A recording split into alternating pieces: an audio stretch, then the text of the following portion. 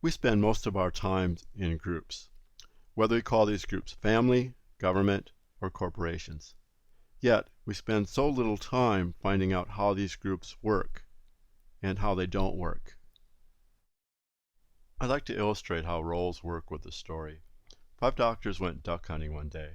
Included in the group were a general practitioner, a pediatrician, a psychiatrist, a surgeon, and a pathologist. After a time, a bird came winging overhead. The first to react was the GP, who raised his shotgun and then hesitated. "I'm not sure if it's a duck," he said. "I think I'll have to get a second opinion." And of course, by that time, the bird was long gone.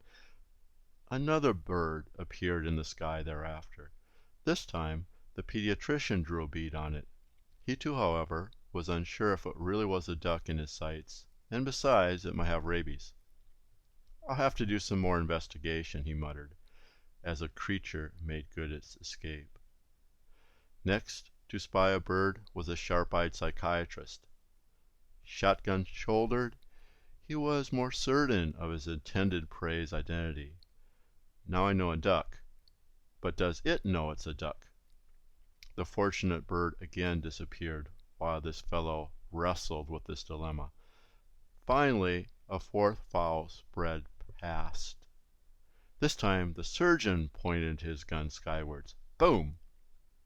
The surgeon lowered a smoking gun and then turned nonchalantly to the pathologist beside him and said, "Go see if that's a duck, will you?"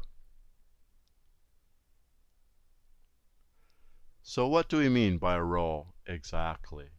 There are 3 categories of these communication roles: task, relationship, and self-centered ones.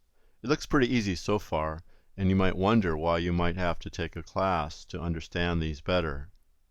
It's because you have to learn and use 28 different roles, some easy, some very complex.